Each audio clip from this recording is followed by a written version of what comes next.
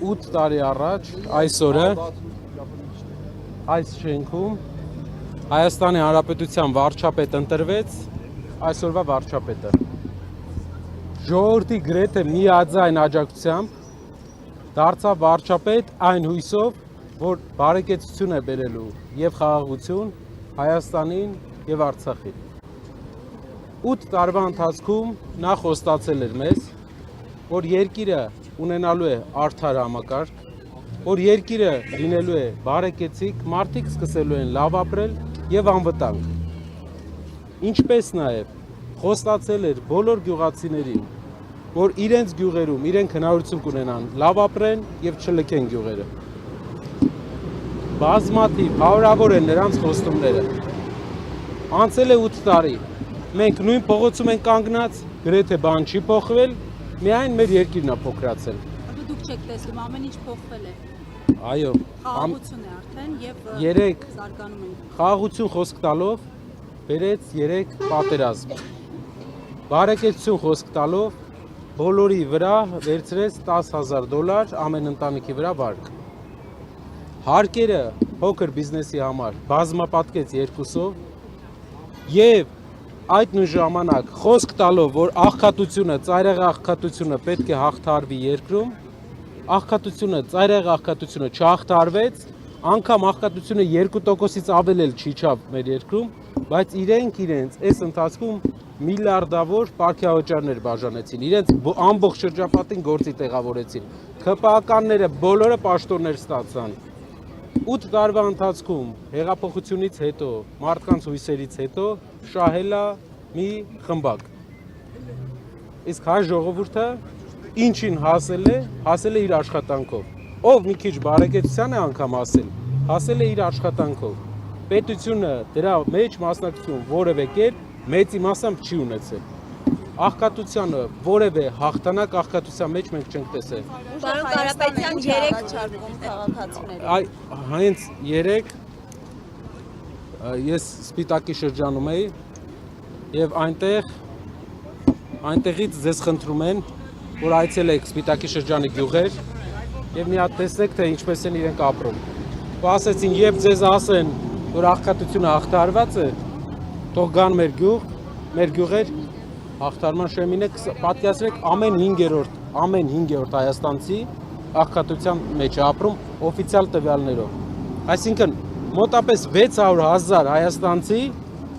աղքատ է։ Հացի խնդրով է ապրում։ Հիմա ուժեղ քաղաքացին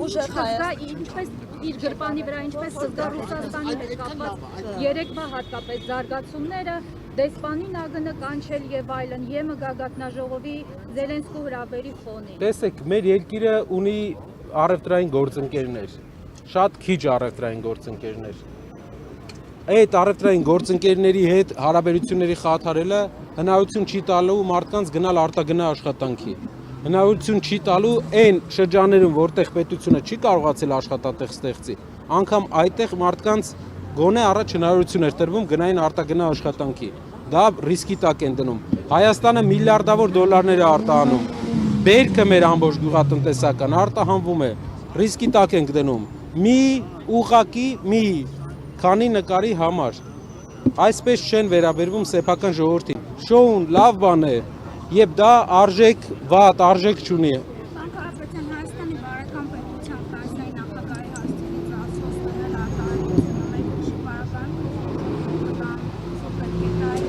ասոցները Եկեք բառապաշարների մրցույթը եթե հայտարարենք, մենք մի տեղ կա, որ մենք իրապես զիջում ենք քաղաքացիական պայմանագիր կուսակցությանը։ Դա բառապաշարների օգտագործման հաճախականության եւ տերմինոլոգիայի մեջ։ Այն բառապաշարային, այն բառամթերքը, որ իրենք են մտցրել Հայաստան, այլ երբեք Հայաստանում չի եղել։ Ամեն օր նոր վիրավորանք, ամեն օր մի նոր սանդղակ են խփում բարձրանում։ Ու դրա հիմնադիրը հենց այսօրվա վարչապետն է, ու մեր ժողովրդի դեռ մի միամիտ հատվածը շարունակում է հավատալ։ Այդ մարդը, այսինքն դուք ճիշտ եք համարում Հայաստանի վարչապետի կողմից, ես էլ ձեզ եմ հարցնում, ճիշտ եք համարում մարդկանց ձեր ներկայությամբ անգամ չեմ կարող ասել ինչ բառապաշար օգտագործել, մարդկանց հասցեին Երբ որ մեր երկրի ղեկավարը մեր սրբազան հայրերի հասցեին վերջի բառներ օգտագործում, դուք իրան հարցրել եք։ Պարոն Կարապետյան, Իսկ դուք երեք Նիկոլ Փաշինյանը ձեր լրատվամիջոցը հարցրել է։ Պարոն Կարապետյան, երեք Նիկոլ Փաշինյանը հասունիցից հետո հայտարարեց, որ դատական հայց է ներկայացնելու Սամվել Կարապետյանի դեմ այդ սնկերի վերաբերյալ Ինչն է հարցը, ասում եք չի կերել, թե որն է խնդիրը։ Գիտեմ, դուք պետք է իմանաք այդ խոսույթը ձեր եւ Նիկոլ Փաշինյանի։ Ինչից, որ սունկ է կերել, թե որ չի կերել այդ սունկը։ Այո, ասում է դատական հայց է ներկայացնելու, որ մնացածը չեմ ուզում գտնել։ Այսինքն սունկ չի կերել։ Պետք է ուսումնասիրենք, կերել է թե չէ, դատարանը թող ուսումնասիրի։ Կարծեմ, ինձ թվում է ցանկալի կլինի բաց դատ լինի, որ դատարանը ուսումնասիրի, սունկ կերել է թե չէ, 1 տոննա թե ինչքան է կերել եւ որ պահերին է կերած եղել սունկ։ Օրինակ Facebook որ մտնում ես, մտածում ես, մոտապես գուշակում ես, կարող է հուսով եմ դա սունկն է, այսպես ասեմ։ Եթե այսպես է մեկնարկել ես խոսույթը, ավարտը ո՞նց է։ Տեսեք, այս ամեն ինչը մեր ժողովրդի համար առաջնային կարևորությունը ուրիշ բան է։ Կարապետյանի խոսույթի մեջ առաջնային բանը, որ երկրին պետք է մարդիկ պետք է իրենց տանը, իրենց գրպանի վրա, իրենց երեխաների կյանքի որակի վրա տարբերությունը զգան։ Սա պետք է մենք բերենք։ Հայաստանը ինչ է առաջարկում։ Առաջարկում է երկրի հիմնական գործը պետք է լինի առաջին իսկ օրվանից 3-4 ամսվա ընթացքում մենք մի քանի ծրագիր ենք անում։ Ծայրահեղ աղքատության ծրագիրն է 150,000 դրամ յուրաքանչյուր 5 հոգանոց ընտանիքին, ով ծայրահեղ աղքատ է։ Այդ գումարը տալու են հայ աշխարհի հարուստ հայ գործարարները 70%-ը եւ 30%-ը միայն մասնակցելու է պետությունը։ Ասեմ իմիջայլոց, ոչ ոք Հայաստանում չի կարող այդպիսի ծրագիր անի, որովհետև ոչ մի գործարար այսօր պետության կոչով, ոչ մի